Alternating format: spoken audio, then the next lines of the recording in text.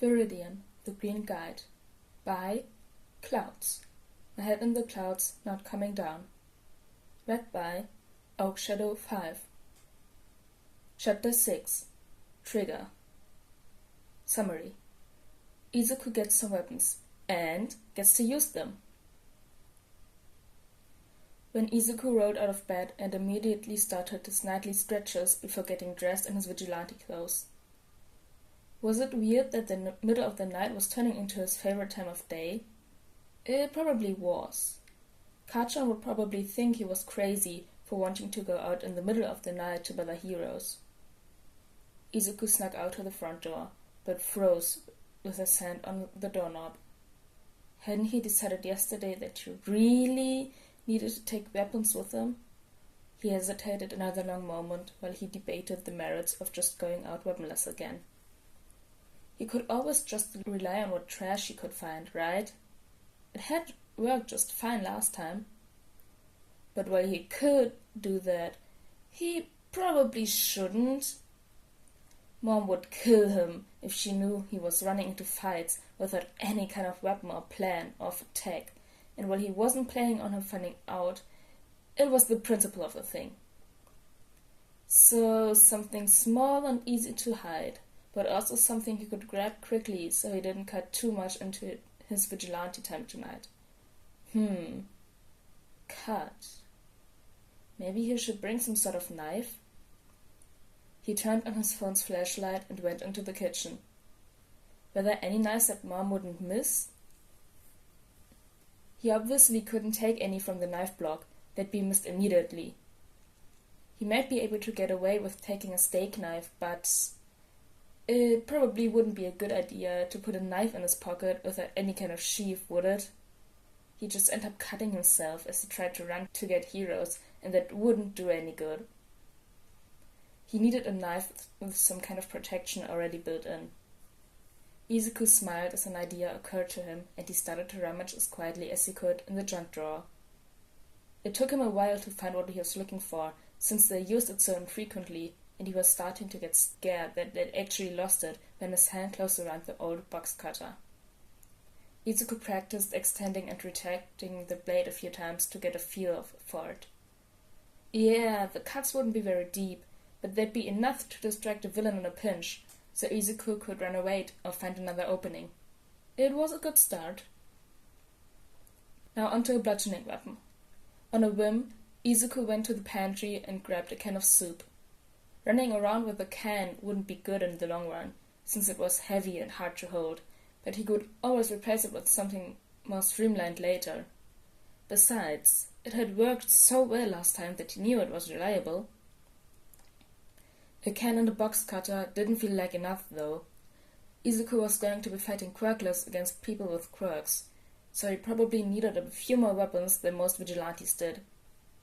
He wished he'd had something like tonfa, but he didn't know how to use them, and they were just a bit larger than he was comfortable carrying around in his hoodie pocket. Some kind of stick would work pretty well, though, if only... Izuku quickly went to the hall closet where Mom kept her old crafting supplies. Hadn't she done a project with wooden dowels a few months ago? If Izuku was lucky, there'd be a few left. He grinned when he saw the dowels standing up against the wall. He grabbed 2 of the shorter pieces, each about 20 centimeters long, and 3 around, but one was slightly shorter than the other. Izuku hoped that the difference wouldn't throw him too off balance if he had to use them in a fight. Now that he finally felt arm enough, Izuku turned off his flashlight and walked out the front door. He was ready. Izuku pressed himself against the wall to make sure he was completely hidden in the shadows while he watched the thugs. He had heard raised voices, so ran toward the side street and was currently hiding in an alley, but the thugs weren't actually doing anything.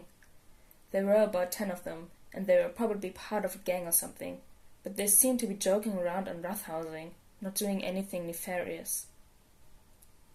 "When did your friend say she was coming?" one of the thugs asked. "And why did we have to meet her here? There are flies everywhere, man." "Oh, stop being such a baby." That guy seemed to be the leader. He had green skin and what looked like thorns on his face, which made Izuku wonder what his quirk was. "She'll be here soon." Izuku shook his head and turned away. There were other people who needed his help. There was no point in waiting around here. He was just about to leave when a thirst thug cried out in pain, and Izuku whipped around to see him clutching a hand to his neck. "Damn fly bit me!" Within a few seconds, each of the thugs slapped a hand to their necks and cried out. There must be some vicious flies if they bit all of them, but why bite them all at once? Izuku should run. Those bites looked painful, and he didn't necessarily want to have to explain to his mom how he got an insect bite when he was supposedly at home in bed. He turned to leave again. "You bitch! I'll kill you!" Izuku watched in shock as the thugs all started powering up and attacking each other. What? And they all had such powerful quirks too. He thought quirks this powerful were rare, and the more powerful your quirk, the more likely you would be encouraged to be a hero. So a group of thugs all with powerful quirks was unheard of. But they were going crazy, like they were on drugs or something, but they hadn't even done smoking. Just then, one of the thugs caught sight of him. "Boys, look! We've got a toothpick to crush!" Izuku froze and swallowed thickly as every one of the thugs turned toward him. Time to run. Shota crouched on a rooftop overlooking the bar district. Normally this was Amplifier's territory, but she'd come down with the flu and had to call in sick, so Shota had agreed to cover her shift. He would usually be trying to track down leads on the Trigger case, but he hadn't gotten any new information recently. He was starting to get frustrated with the whole thing. Trigger had been in Japan for years now, and so far they had only been able to arrest low-level thugs and pawns, and were no closer to finding the people behind the villain factory. He wouldn't admit it, but Shota was scared. People didn't do things for no reason, so there had to be some eventual goal to using drugs to temporarily turn normal people into powerful villains. But Shota couldn't see it. Trigger on its own was bad enough, but the stuff it was sometimes cut with made the user violent and prone to attacking anyone in sight. And that wasn't even counting the people who had been abducted and had their bodies modified to accommodate their more powerful quirks. Hopefully, the people behind the villain factory weren't doing this to gear up to a major attack, but there was no way to know if they were. The dealers didn't know anything about the production of the drug, and even those higher up on the supply chain hadn't known anything about the kidnappings. Shota was just ready for this case to be over already. He was sick of not knowing anything. There was a crash off to his left, and Shota turned to see a kid running as fast as he could as he was chased by a mob of power-up villains. The kid was wearing a green hoodie and goggles, and kept glancing around as he ran like he was looking for someone. Was this the new Vigilante Amplifier had told him about? It must be. But didn't Viridian lead heroes to villains, not the other way around? As the group got closer, Shota decided it didn't matter much. He needed to stop them before any civilians could be injured, which in the bar district was a distinct possibility. Damn problem child. I couldn't he have left the villains where they were? Shota jumped down, startling Viridian, who stared at him with wide eyes that Shota could barely see behind his goggles, then tripped and landed flat on his stomach, making Shota snort. "Stay away from the fight, kid," he said. "I'll handle this." He cancelled Villain's quirks, then started to wrap as many as he could in his capture weapon, locking them into each other and into the walls to disorient them. He couldn't see Viridian anymore, so hopefully the kid had enough sense to run away. Izuku watched with wide eyes as Eraserhead fought the thugs. Eraserhead! He'd been trying to get Amplifier, mostly because she was the closest and the thugs' quirks were making it very hard for Izuku to stay ahead of them, but Eraserhead was even better. His quirk was so cool. Izuku could tell where he was looking just by seeing whose quirk could activate and whose couldn't. And then his hair!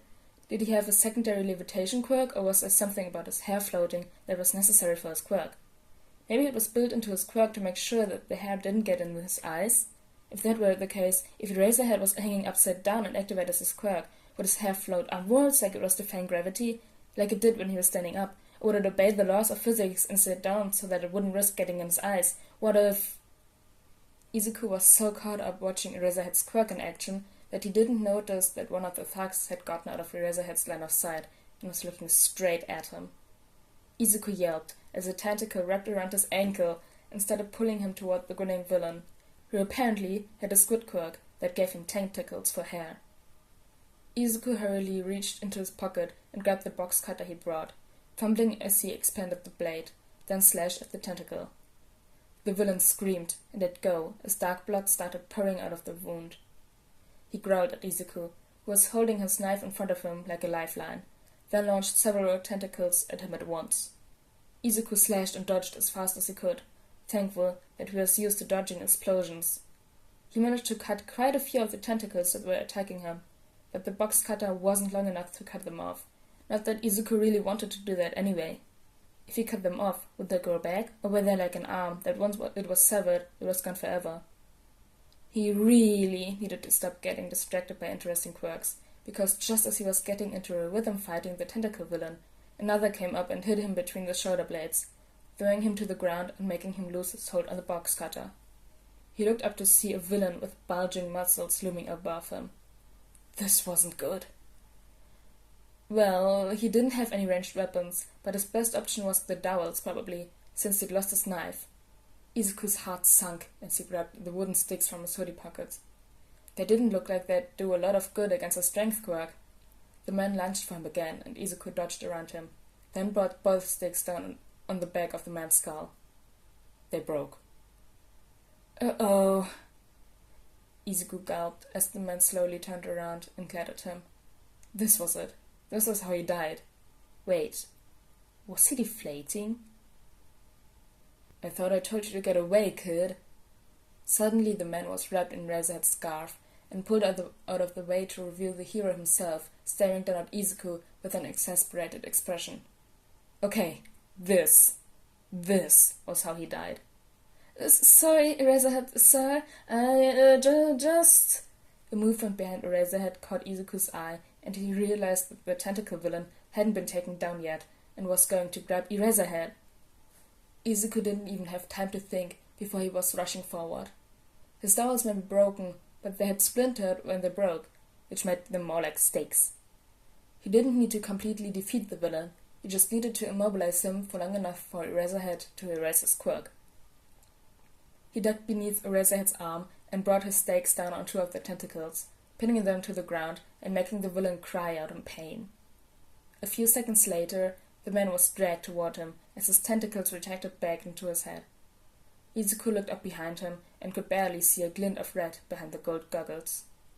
Eraserhead waited a few seconds to make sure that the villain wasn't getting up. He must have passed out from the pain once his quirk was erased, then turned his glare toward Izuku. You must be Viridian.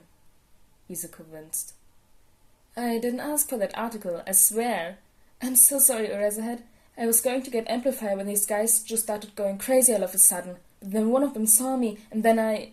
Wait, did you say they went crazy all of a sudden? Izuku nodded and shrunk a little. Then he saw the scowl deepen on Eraserhead's face. He watched as Eraserhead knelt down and turned the tentacle villain over onto his back, then opened his mouth and took out his tongue. Black. Figures.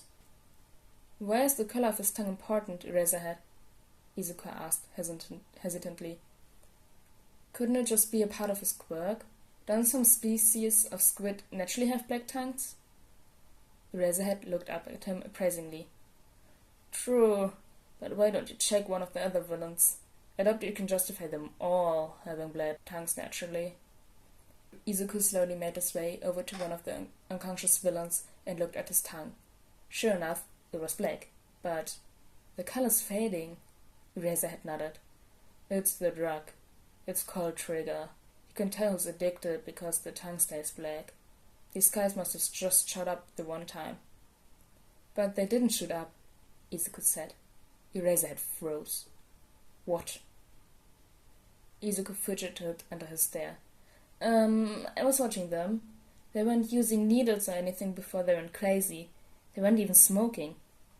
Eraserhead frowned. Strange. Eraserhead, sir. Izuku fidgeted again.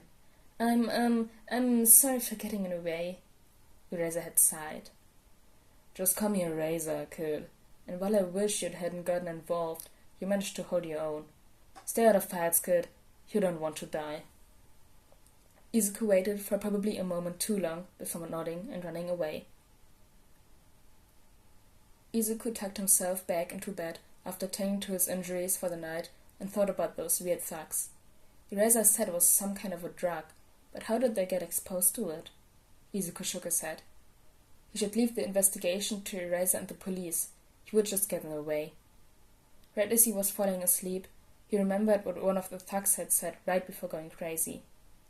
There are flies everywhere. Weren't flies supposed to be asleep at night? Huh. Weird. We've done it again! That was chapter 5 of Viridian. It was really good. We're getting deeper into the plot. And for anyone asking, yes, these videos are pre-recorded. It's Tuesday after the day the first chapter came out. And I'm recording chapter 5 and cutting it right after recording. So, yeah, if any of you ask something, it's probably not gonna get talked about in a chapter or in a video until 10 more chapters after or something.